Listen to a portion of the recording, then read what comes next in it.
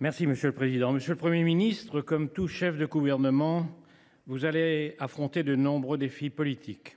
Et le premier, bien sûr, est l'absence de majorité parlementaire qui n'a permis jusqu'à ce jour que des palliatifs imparfaits, négociations épuisantes ou 49.3 au goût amer. Le second défi est la pression permanente et déprimante des extrêmes.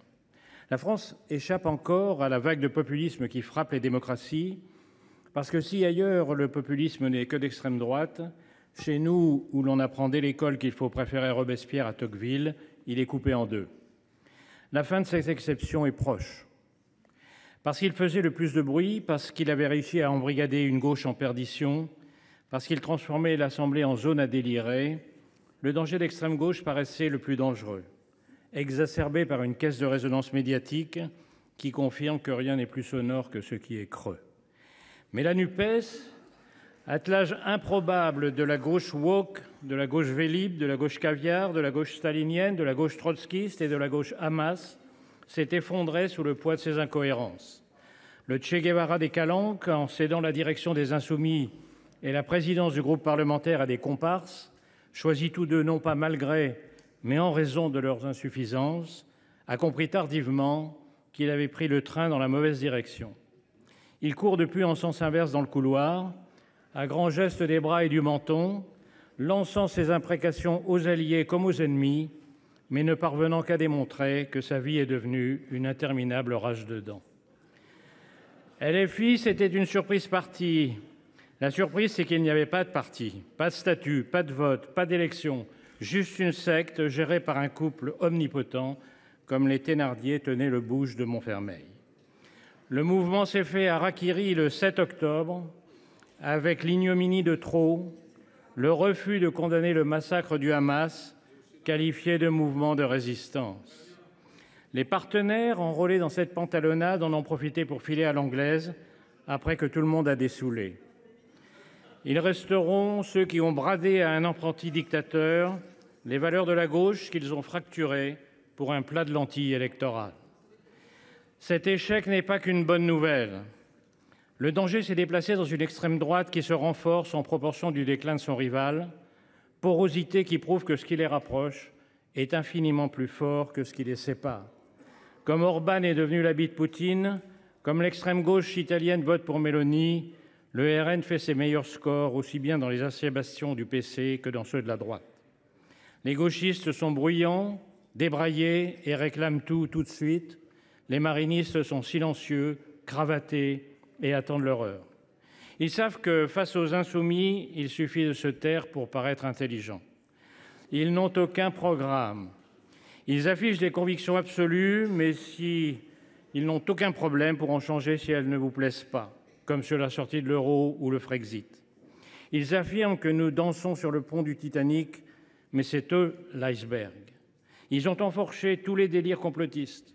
Ils ont été anti-vax, VRP de l'hydroxychloroquine. Ils font aujourd'hui le sale boulot de chien de garde de Poutine et ils le font salement, ce qui n'est pas étonnant dans ce pays fondé largement par d'anciens collabos.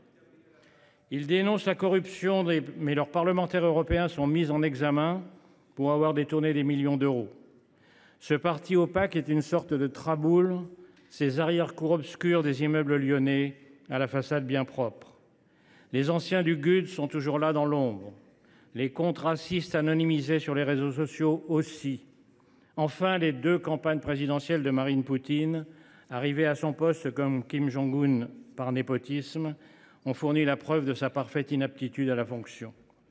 Et pourtant, le reflux du populisme d'extrême gauche lui ouvre un boulevard. La photo en 2027 d'un Emmanuel Macron raccompagné par elle sur le perron de l'Élysée, comme Obama avait cédé sa place à Trump, n'est plus invraisemblable. La fonction que vous exercez aujourd'hui, Monsieur le Premier ministre, vous a été confiée aussi pour faire obstacle à cette hypothèse lugubre. À cela, il y a deux conditions.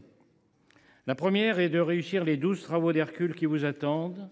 Dans un pays taraudé depuis toujours, c'est sa grande faiblesse, par le doute, la hantise du déclin et le pessimisme. Relever le niveau de l'école, guérir le système de santé, redonner l'espoir aux agriculteurs, poursuivre la baisse du chômage, réindustrialiser le pays, réduire le déficit, construire l'Europe puissance, réformer l'État, restaurer l'autorité au sein de la société, maîtriser l'immigration, assurer le développement durable à la française. Je n'insiste pas, vous-même et tous les orateurs précédents avez détaillé ce constat. La tâche est immense. Je n'ai énuméré que 11 travaux. Le 12e est capital, mais le moins compris. Le chef de l'État a évoqué le réarmement moral, économique, civique. Il reste le réarmement au sens propre. Nous sommes en guerre. C'est une très mauvaise idée européenne d'affirmer chaque jour qu'on ne veut pas la guerre, qu'on n'est pas en guerre, lorsque vos ennemis le sont. L'internationale des dictateurs ne s'en cache pas.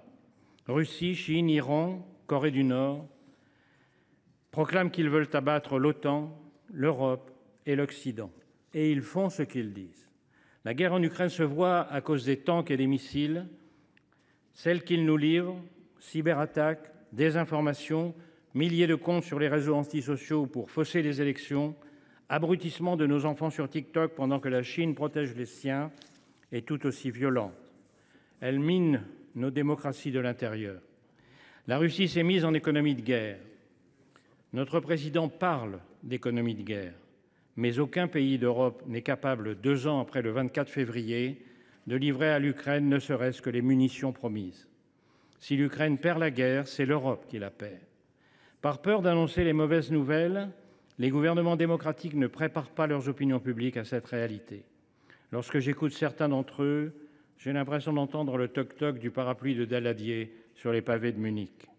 Monsieur le Premier ministre, vous serez certes jugé sur vos résultats dans notre pays, mais à l'échelle de l'histoire, votre gouvernement et tous les gouvernements d'Europe seront jugés à l'aune de la victoire ou de la défaite des démocraties face à l'internationale reconstituée des dictateurs.